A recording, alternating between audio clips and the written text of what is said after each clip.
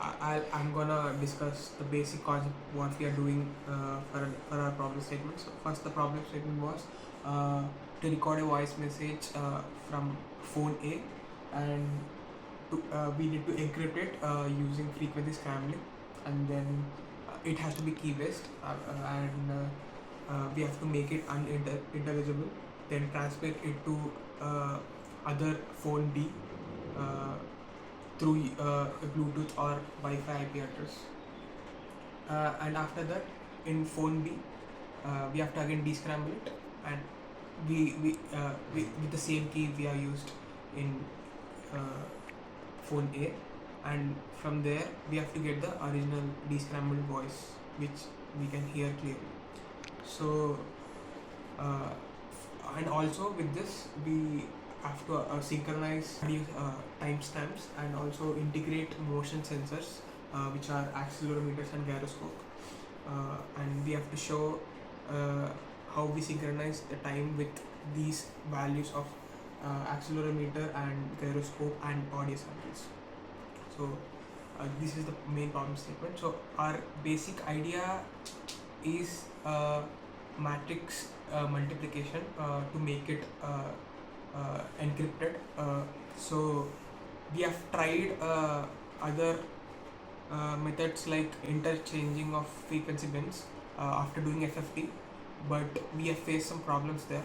So we have opted to matrix multiplication, but matrix multiplication will be done using a key which will be a string. From the string we will develop a matrix and then we'll multiply it to it. So converting the key string key to matrix will be taking it from hashing techniques and seeding techniques to make the matrix.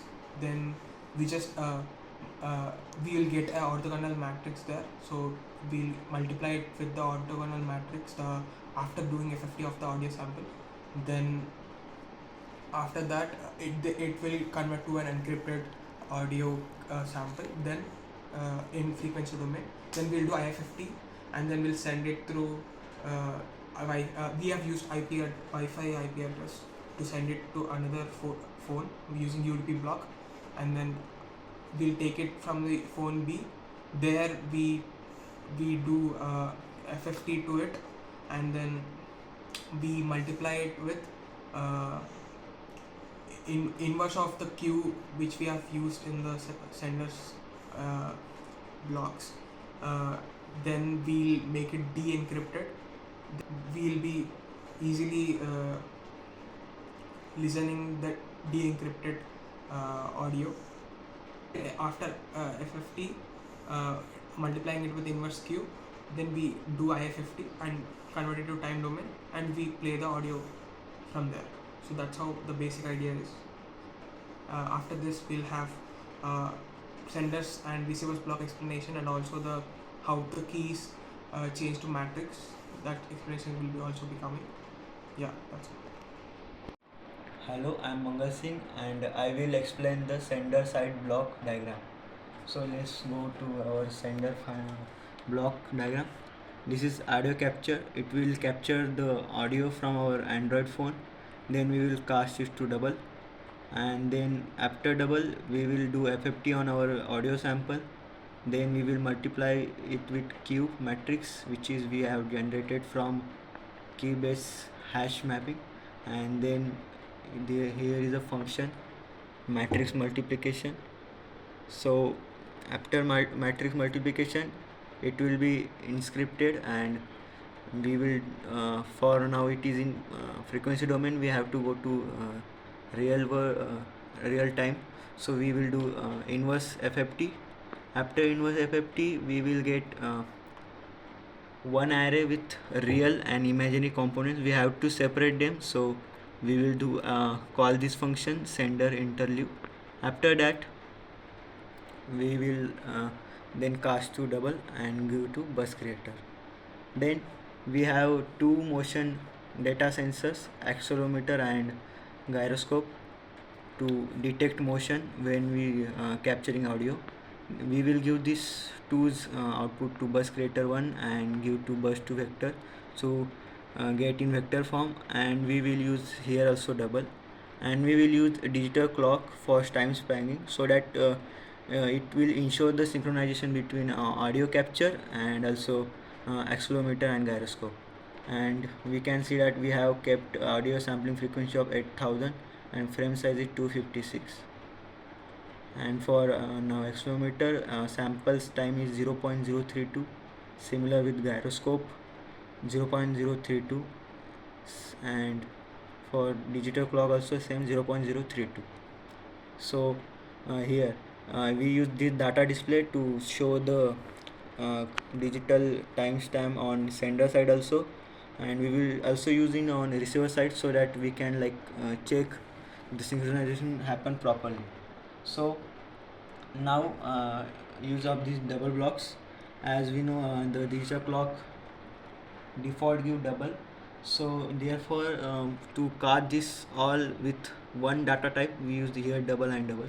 We can also use single, single and single here, but double has advantage over singles as it has many bits, so it increase the precision and also counter the overflow and underflow error. Then we get this bus creator and we will give to bus vector, then it again cast to double, and we will use UDP send, so to send it to receiver side. So from receiver side we have to we have given these three data modules, so we will use their bus disk extraction, so we can use the display and we will show the accelerometer, gyroscope in time span. Also do some work on encrypted audio to decrypt it using QUniverse. Now I'll explain the receivers block. We have already seen the senders block. So we have sent the info of the senders after doing IFFT. Now we have to receive it from the UDP. We are receiving it from UDP, receive, and this is the data display. We'll display it in the app we will install, and after that from the data we get, which we have to extract it because we are busted, so correspondingly we have to extract all the relative timestamps, audio samples and gyroscope accelerometers info.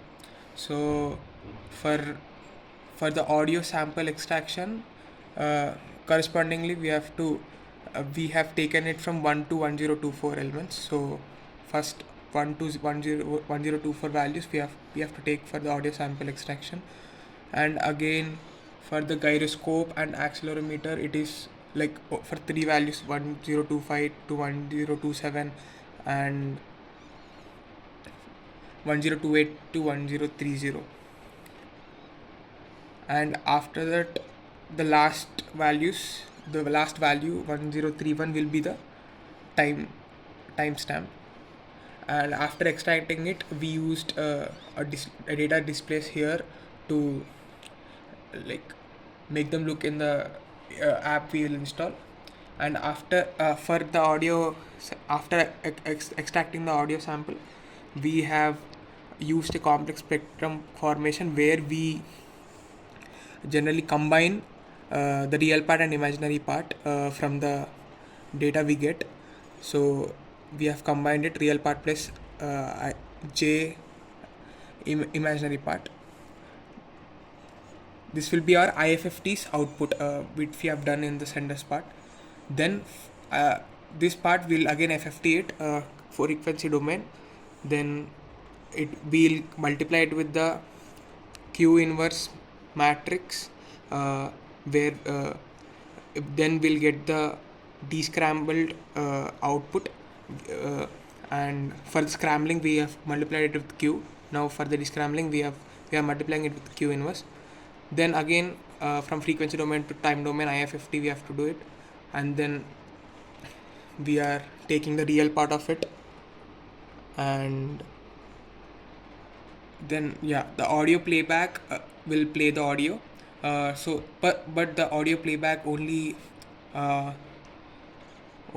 takes in the int16 matrix. So I'm just converting it to int16 here using caster double block.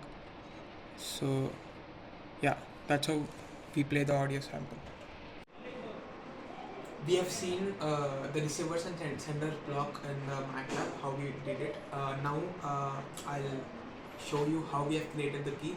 First we have taken a string and we have converted it into a matrix, orthogonal matrix, which will multiply with the audio after FFT. So how we have made a key, this code explains it. First I've created a function which is called genQ from key. Then I've called SHA dash 256 from Java to make hash from it. Then from the hash I have to make seed, and then double seed it to get more precision. And then from the seed I have to get a random number to be generated. So I've created it from the twister. And then A is equal to rand n will create a matrix, and from that matrix I'll generate orthogonal matrix from here. Q will be the orthogonal matrix and this will be a upper triangular matrix. And then det Q, this ensures that determinant is +1. And then after that we have got a orthogonal matrix, and Q inverse is the inverse of the orthogonal matrix. That's how we got it. Here we are calling the function Q and Q inverse, and these Q and Q inverses we have used in the block. Now this is the process of installation, and here we are running our receivers block design. Now let's run it and make sure there are no errors and all. Now hardware, and now it's build and deploy.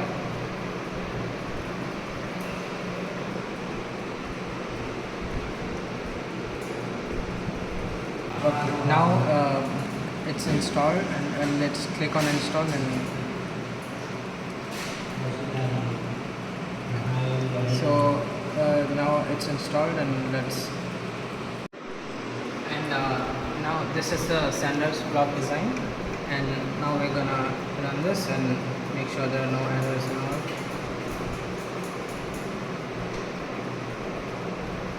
Okay, now it's running.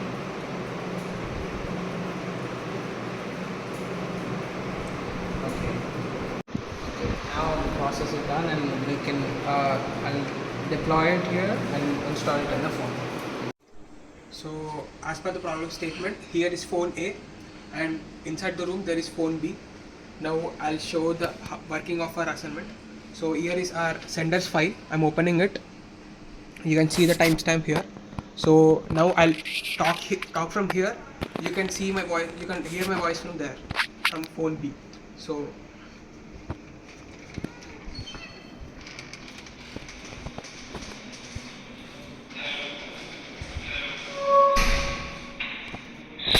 you can clearly hear my voice from this phone B. So these are the values of gyroscope and accelerometer with synchronous with the timestamp. Yeah, this is the voice. 1, 2, 3. Thank you. Now now you'll be able to see clearly the same timestamps on both the apps. So here the timestamp here for the sender, and this is the receiver. So it's same. We can also see that receiver we opened lately, but also it matched the timing of sender file. So it is synchronized with our audio and other sensor that did motion, accelerometer and gyroscope with times. Thank you.